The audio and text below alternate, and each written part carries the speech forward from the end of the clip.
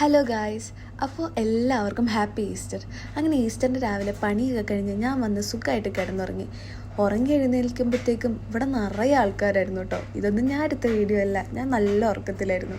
എല്ലാവരും വന്ന് നല്ല അടിപൊളി ചിക്കൻ കറി, നെയ്ച്ചോറും പായസമൊക്കെ ഉണ്ടാക്കി കഴിഞ്ഞപ്പോഴത്തേക്കാണ് ഞാൻ എണീറ്റത്. ഇവരൊരു 10-11 മണിയായപ്പോഴത്തേനും വന്ന് പരിപാടിയൊക്കെ നേരത്തെ തുടങ്ങി, എല്ലാം അങ്ങോട്ട് റെഡിയാക്കി. ഈ വട്ടത്തിൽ ഞാൻ ഒട്ടും സഹകരിച്ചിട്ടില്ല, ഞാൻ നല്ലോണം ഉറങ്ങി. അങ്ങനെ ഞങ്ങളെല്ലാവരും കൂടെ ഫുഡൊക്കെ കഴിച്ച് ഞങ്ങൾക്ക് ഇവിടെ വൈകുന്നേരം 4 മണിക്കായിരുന്നു കുർബാന. ഞങ്ങൾ നേരെ റെഡിയായിട്ട് പള്ളിയിലേക്ക് പോകാൻ വേണ്ടിയിട്ട് ഇറങ്ങി ഓടുമായിരുന്നു കേട്ടോ. 4 മണിക്കായിരുന്നു ഇവിടെ കുർബാന. അങ്ങനെ റെഡിയായി ഞങ്ങൾ ഇറങ്ങി മെല്ലെ പള്ളിയിലേക്ക് പോയി. ഫ്രാങ്ക്ഫർട്ട് എത്തിയപ്പോൾ തന്നെ ഞങ്ങൾ നോക്കുമ്പോൾ എല്ലായിടത്തും മലയാളികളായിരുന്നു. കണ്ടാൽ തന്നെ അറിയായിരുന്നു ഇവരൊക്കെ പള്ളിയിലേക്കാണ്.